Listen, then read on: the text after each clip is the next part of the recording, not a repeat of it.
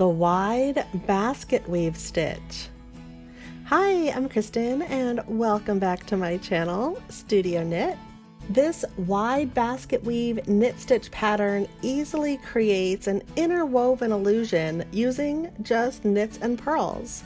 We have different widths of textured strips. There are blocked stockinette and garter textures that are stacked together in this variation on the standard basket weave stitch. This is a 10-row repeat pattern. It is not reversible because the right side, the front of our work, it displays the design differently on the wrong side, the back side of our work. Feel free to use any yarn and appropriately sized knitting needles of your choice. Of course, you'll also want to have scissors and a tapestry needle on hand. If you're interested in knitting up this wide basket weave stitch, please like up this video. It really helps me out. Oh, and make sure to subscribe too. This pattern is among the 50 knit and purl stitches in my new knit stitch pattern book. And you'll see right here on the table of contents, it is structured with the different row repeats. This is a 10-row repeat. So it's right here in this section, and you will find the pattern on page 43 and 44. I also have it written in the description below in this video. And in the book, you'll see that there's a photo as well as a written chart. And the pattern is written both for your flat straight needles and in the round on circular needles. It also comes as an ebook and you can download it immediately. I will have all of the links down in the description below. And you can find all of the information totally for free on my website, Studio Knit. You'll see the written pattern is both on flat needles and in the round on circulars. So let's knit it up. To begin, we are casting on multiples of 9 plus 6 stitches. So what this means is you begin with 9 stitches, and you can make your project as wide as you'd like. So go ahead and put as many multiples of 9 as you would like onto your needle. I'm going to do 2 repeats of my multiples of 9 here, and then when you're done with that, you're adding 6 additional stitches. That's why it says plus 6.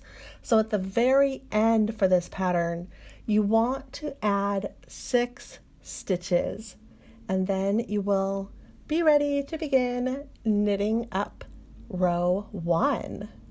We're beginning row 1 with P6 and K3, that is purling 6 stitches. So we're beginning with the yarn in the front because we're starting purling 6 stitches on our needle. And then we take our yarn to the back because we are knitting 3 stitches. Now you'll see those little asterisks. That means that we're repeating this pattern until you get to the last 6 stitches on your needle. So after K3, then you are repeating this pattern P6, K3 until those last 6 stitches on your needle.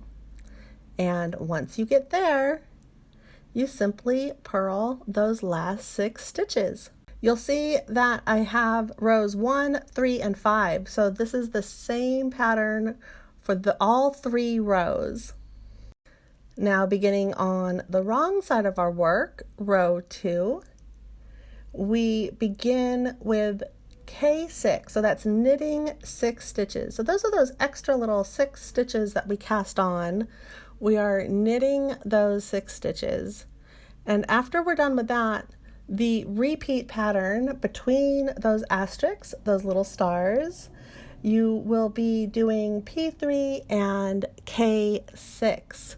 So of course, since we are purling, we're bringing our yarn to the front, and we will purl 3 stitches right here and bring our yarn to the back to knit 6 stitches.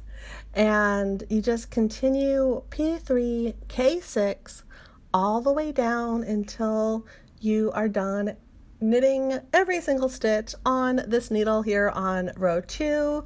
You'll see that you're doing the exact same pattern on rows 4 and 6 as well. So after you're done with row 2, you will go to row 3, which is exactly the same as row 1, and this is how it looks when you've knit all 6 stitches. This is what the wrong side, the back side of our work is looking like. And now we're going to jump to row 7. So row 7 is a little bit different. We are beginning with K6 and P3. So you're knitting 6 stitches on your needle. And after all 6 stitches have been knit, then you will be bringing your yarn to the front of your needle, because you are purling those 3 stitches, and you'll repeat this until you get to the final 6 stitches on your needle. And at that point, you will knit 6 stitches until you get to the end of the row. And you'll see that these instructions are the same for row 9. And on row 8, we are beginning with purling 6 stitches.